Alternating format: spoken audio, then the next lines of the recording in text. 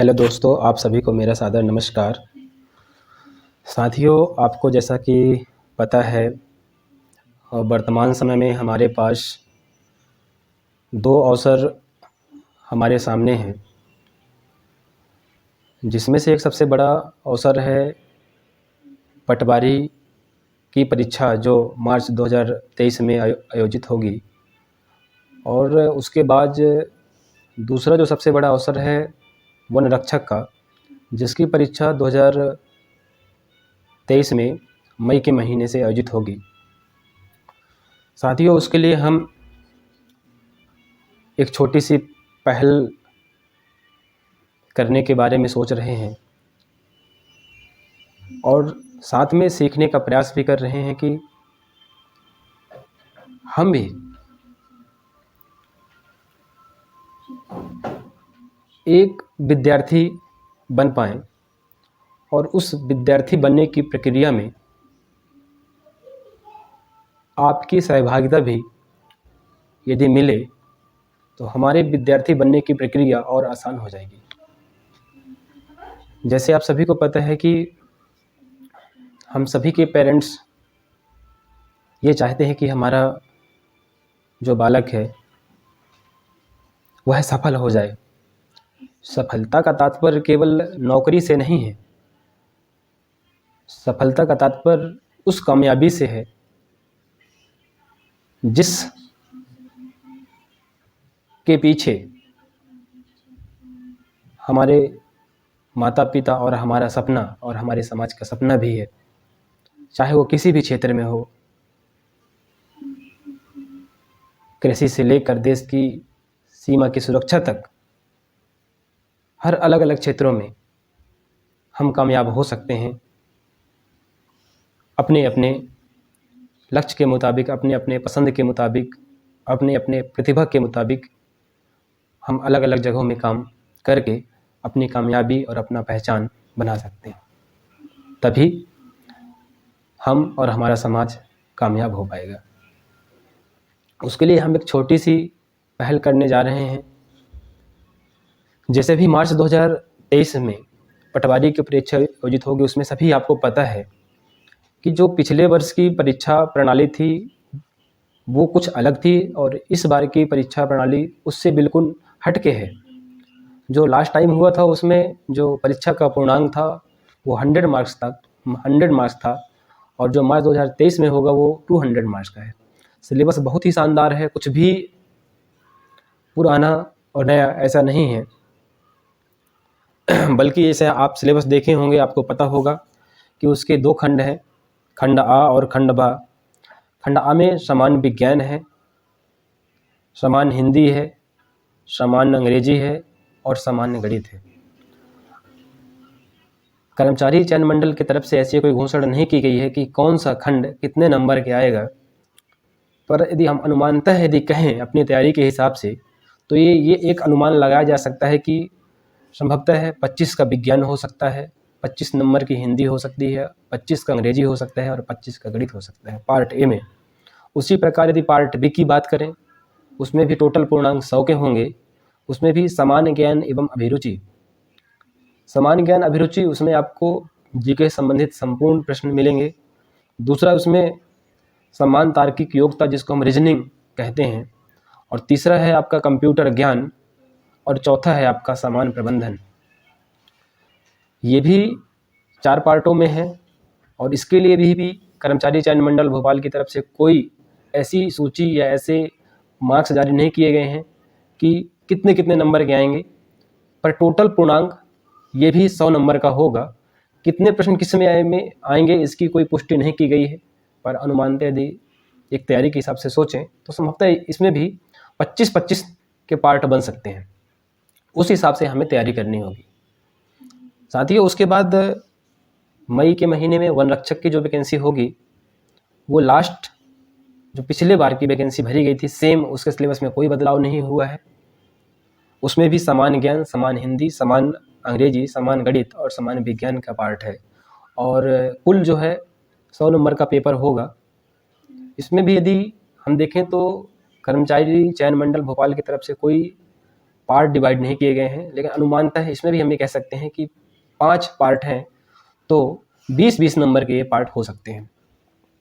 इसकी तैयारी के लिए हम एक कोशिश करेंगे कि हम 1 दिसंबर से आपके लिए और अपने लिए भी कुछ छोटी-छोटी चीज़ों पे चर्चा करके कुछ सीखने का प्रयास करेंगे, क्योंकि सीखने की कोई सीमा नहीं होती है।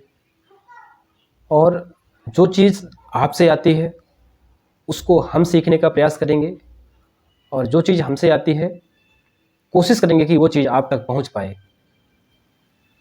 तो मुझे उम्मीद है कि इस तैयारी में आप अभी से जुट गए होंगे और पूरी तन्मयता के साथ, पूरी ईमानदारी के साथ अपने समय प्रबंधन का प्रयोग करके, समय निकाल करके और उस फतह को पार करने में जुट गए होंगे। और आशा है कि आपकी ये मेहनत आपको उस कामयाबी, उस मंजिल के सिरे पर अवश्य पहुंचाएगी।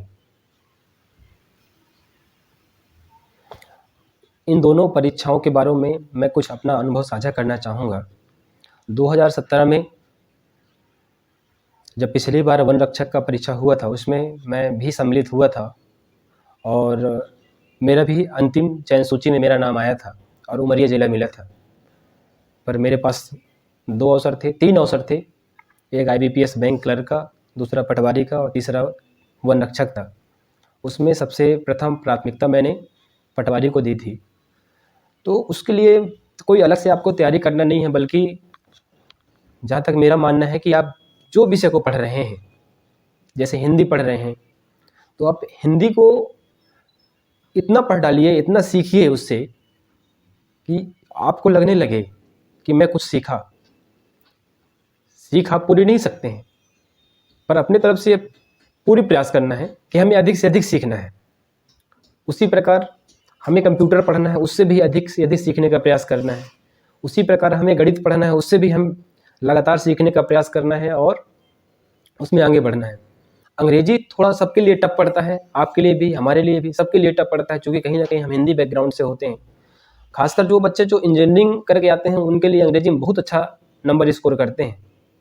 पर हम भी यदि अंग्रेजी में 6 to 12th क्लास की यदि अंग्रेजी एक बार पढ़ के उसकी एक्सरसाइज को सॉल्व कर लें, तो मुझे लगता है कि काफ़ी हद तक हमारी इंग्लिश वोकेबलरी और साथ में जो ग्रामेटिकल पोर्शन है वो बहुत मजबूत हो सकता है। क्योंकि जब हम 6 क्लास की अंग्रेजी पढ़ेंगे तो हमें उससे बहुत अच्छे तरीके से उसके पैसेज, उसके पोएम समझ में आएंगे, और उसको समझने के बाद यदि उसके हम एक्सरसाइज का प्रयोग करेंगे तो बहुत कुछ उससे सीखेंगे, बहुत कुछ नया सीखेंगे। और फिर जहाँ पर हमें नहीं आता है या जहाँ पर हम फंस रहे हैं, उसको हम एक्सरसाइज करेंगे, उसको हम ग्रामर की सहायता से या किसी एक शिक्षक की सहायता से उसको जानने का प्रयास करेंगे। रही बात हिंदी की, हिंदी सुनने में जितना सरल लगता है, सहज लगता है, उससे कहीं अधिक चुनौतियों वाला विषय होता है। क्योंकि कभी कभी क्या होता है कि हम लगता है हिंदी में हमें सब कुछ आता है, और हम सीखने की बजाय ओवर कॉन्फिडेंस हो जाते हैं कि नहीं, हिंदी तो हम नहीं पढ़ते हैं, हिंदी हम कर लेंगे। और जब परीक्षा हमारे सामने आता है तो देखते हैं कि हिंदी में 20 नंबर से हमें 12 नंबर मिलते हैं, कहीं 15 नंबर मिलते हैं, यदि 25 का होता है 16 नंबर, 17 नंबर मिलते हैं, जबकि इतने मार्क्स से हमारा सिलेक्शन नहीं हो पाएगा। तो हिंदी हमारा फेवरेट सब्जेक्ट है, हमारा मजबूत सब्जेक्ट है, तो उसको हमें और अच्छे तरीके से सीखना है जितना हो सके। खासकर जैसे पर्यायवाची, विलोम, आपके शब्दावली से हो गया, आपका संज्ञा, सर्वनाम, जितनी भी चीज़ें हैं, आपको एक एक उसके क्लियरिटी के साथ उसके रूल्स क्या होते हैं, उसमें मात्राएं, छंद, जितनी भी चीज़ें हैं उसको आपको पता होना चाहिए, तो हम बेहतर कर सकते हैं। और साथ में हमारी भाषा की समझ, शुद्ध अशुद्ध वाक्य, यदि इन सब चीज़ों में हम लगातार सीखने का प्रयास करते हैं, लगातार समझने का प्रयास करते हैं, तो बहुत अच्छा हम कर पाएंगे। यदि हम कंप्यूटर की बात करें, कभी कभी क्या होता है कि कंप्यूटर को हम केवल किताबों से पढ़ते रहते हैं, पैसेज पढ़ते रहते हैं उसके, बल्कि प्रैक्टिकल नहीं करते। तो जहाँ तक मेरा अनुभव है, मेरा मानना है कि कंप्यूटर को यदि आप कोई भी जो हिस्ट्री पोर्शन छोड़ के जो प्रैक्टिकल पोर्शन है, यदि उसको आप प्रैक्टिकल करके ही पढ़ेंगे, तो आपको जहाँ आप जो चीज़ 4 दिन में सीख सकते हैं, यदि आप वहाँ प्रैक्टिकल करेंगे तो आप 4 घंटे में वो चीज़ सीख पाएंगे, और उससे आपको काफ़ी एडवांटेज हो जाएगा। उसी प्रकार यदि हम विज्ञान की बात करें, तो विज्ञान में तो आपको फिजिक्स, केमिस्ट्री, बायोलॉजी और सामान्य प्रौद्योगिकी 10th तक हम सभी पढ़े हैं। लेकिन जिस उम्र में हम हैं वहाँ पर पहुँचते पहुँचते काफ़ी कुछ चीज़ें भूल जाते हैं, तो उसको फिर से एक बार प्रयोग या रिवीजन करने की आवश्यकता है। कोई विशेष कठिन नहीं होता है, बट एग्ज़ाम टाइम में क्या होता है कि हमें लगता तो है कि हम इस बात को पढ़े हैं, लेकिन 4 विकल्प ऐसे दिए जाते हैं कि कहीं न कहीं उससे रिलेट करते हैं और वहीं पर हम कन्फ्यूज़ हो जाते हैं और हम उस चीज़ को अच्छे से नहीं कर पाते। उसी प्रकार गणित की बात करें, गणित केवल 10th लेवल्स तक ही आएगी, पर उसको हमें बहुत अच्छे तरीके से, चूँकि गणित एक ऐसा सब्जेक्ट है जिसमें हम 25 आउट ऑफ 25 या जितने मार्क्स भी आएगा उतना नंबर अचीव कर सकते हैं। तो उसको हमें अपने तरीके से बेहतर प्रयोग करना है, लगातार एक्सरसाइज करनी है और कोशिश हो ये कि हम 6 to 10 की गणित यदि एक बार हम लगा लेते हैं, पहले 6 कंप्लीट करें, 7 कंप्लीट करें, 8, 9, 10 ऐसे कंप्लीट करते हैं, तो संभवतः हम बहुत अच्छा स्कोर कर सकते हैं। रीजनिंग, यदि गणित आपसे आता है तो रीजनिंग बहुत कम समय में तैयार की जा सकती है, पर वही चीज़ कि जो चीज़ हमारा स्ट्रॉन्ग पॉइंट है उसको और स्ट्रॉन्ग करना है, उसी में हमारे नंबर और अच्छे से आएंगे। जो वीक पॉइंट है उसको पढ़ना है, उसको लेवल में लेके आना है, लेकिन स्ट्रॉन्ग पॉइंट को यदि हम कम कर देंगे तो वहीं दूसरा जो अभ्यर्थी है या दूसरा जो कैंडिडेट है वो जो तैयारी कर रहा है वो हमसे आगे पहुंच जाएगा।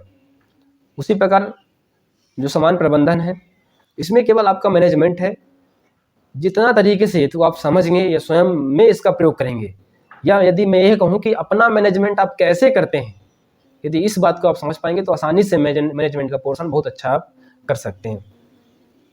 तो ये हमारा एक छोटा सा प्रयास है और मुझे उम्मीद है कि आप, हम इससे जुड़कर, इस मुहिम से जुड़कर कुछ सीखने का, कुछ जानने का प्रयास करेंगे, क्योंकि मैं भी एक विद्यार्थी की तरह हमेशा सीखने का प्रयास करता हूँ और शिक्षक तो हूँ ही नहीं, और जब तक विद्यार्थी हूँ तभी तक सीखने का प्रयास करता हूँ। और मुझे उम्मीद है कि आप सभी के साथ मैं भी सम्मिलित होकर इस छोटी सी मुहिम में काफ़ी कुछ सीखने का प्रयास करूँगा और उस सीखी हुई बात को आप तक पहुँचाने का और आपसे लेने का प्रयास करूँगा। तो मुझे आशा और उम्मीद है कि आप अपनी तैयारी में आज से ही जुट गए होंगे और लगातार मेहनत अपनी पूरी ईमानदारी के साथ, क्योंकि कभी कभी क्या होता है कि हम अपनी तैयारी, अपनी मेहनत दूसरे को दिखाने का प्रयास करते हैं कि शायद मैं इसको 12 घंटा बता दूं या मैं इसके सामने उसको देख के मैं पढ़ने लग जाऊं तो मुझे कहेगा ये लड़का बहुत ज़्यादा पढ़ता है। पर ऐसा चीज़ों से बिल्कुल दूर रहें। कोशिश हो कि हमारी तैयारी हमारे अंदर रहे और हमें वो हमारी जो तैयारी है वो हमारा रिजल्ट बताएगा, हमारा परिणाम बताएगा, बल्कि कोई व्यक्ति देख के, हमें देख के हमारे अनुमान नहीं लगा पाएगा कि लड़का तैयारी करता है या नहीं करता। तो हमारी जो तैयारी है वो हमारा परिणाम, आने वाला परिणाम आप सबकी, आपने कितना ईमानदारी से मेहनत किया, तो वो मेहनत आपकी रंग अवश्य लाएगी। तो मुझे यही आशा और उम्मीद है कि आप तैयारी में जुट गए होंगे और पूरी तन्मयता के साथ अभी से तैयारी शुरू कर दिए होंगे। तो आइए हम इस मुहिम से जुड़ने का प्रयास करते हैं। आप सभी को बहुत बहुत धन्यवाद।